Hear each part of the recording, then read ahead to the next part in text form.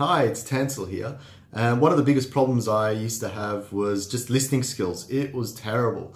I used to be in class, teacher used to talk or give a lesson and ask questions, and I totally not understand what went on. And I remember when I was little, my grandfather used to say, what played on the news, because we used to watch the news together. And I said, I don't know. And he said, well, you just watched it. You should know.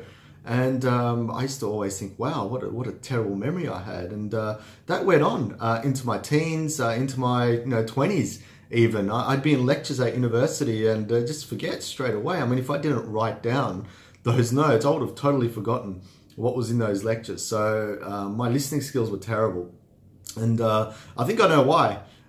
Because it wasn't so much my memory. I was always in the creative, imaginative space, but it was because how I encoded those messages or how I didn't encode, that was a problem. Now, I spoke about encoding in my previous videos, so you can check them out if you like. But what it is essentially is that if someone's talking, or if there's written information as well, information in general, the brain doesn't naturally see images straight away, because some of the content could be abstract. So what I mean by abstract is it doesn't give you meaning or an image in your head straight away. So what that means is that because there's nothing there, you just keep listening or you just keep reading to only go back and reread. Now, in a live situation, if someone's talking, you can't just pause and go back, right? You have to keep going. And if you've got, not great listening skills, then what's going to happen is that you've got no reference point to go back and you'll just forget. So that's what was happening to me. Even though I was taking notes, I was still forgetting. So here's some tricks that I've got for you that'll really help you listening. And it's helped me out a lot. Once I got into memory, I realized that, wow, these skills are really good for listening. And as a coach, it really helps to listen as well. So that's one thing that I found the benefit of memory techniques is the ability to listen.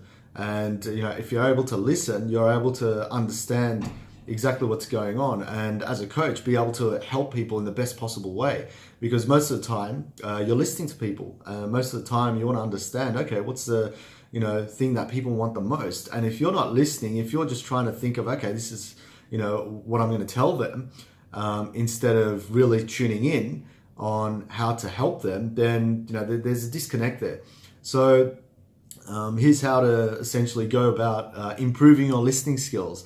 So number one, visualize what's going on, right?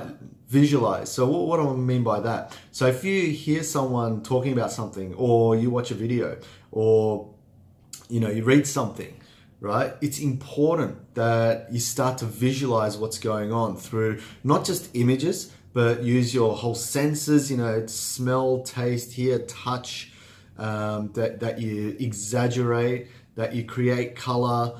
Try and make it as visual as you can with what that person's saying. So for example, right, I want to take something that's fairly boring and dry. Maybe there's a presentation at work or at school somewhere, and they're talking about, let's say, privacy policies. I used to work in IT and in e-learning, and we used to put a lot of privacy policies online and make people read them. And unfortunately, it was really boring and dry. So in order to really understand from that, you need to be able to think, okay, what is a privacy policy? What does privacy mean? So maybe you're, naked and you need some privacy, right? You've got your hands over your bits or whatever, or you want the door closed. So now I've created a little scene, an image of what privacy means. And policy means no one can come in through the door because I'm naked, or no one can come in because I need my privacy, and you've got a privacy on the door. Now, I've just created a little story, a little visual of what privacy policies are. Now, you can create this for the most boring, dry content. In fact, when I run my speed reading programs, when I coach my clients, I often get them to read privacy policies and terms and conditions, the most boring, dry content, and make them exciting.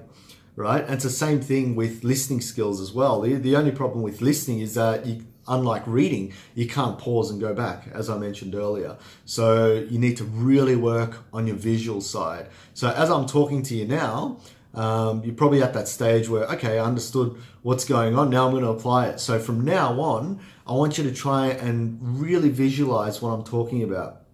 and try and create senses, use your imagination, maybe even picture me somewhere, who knows.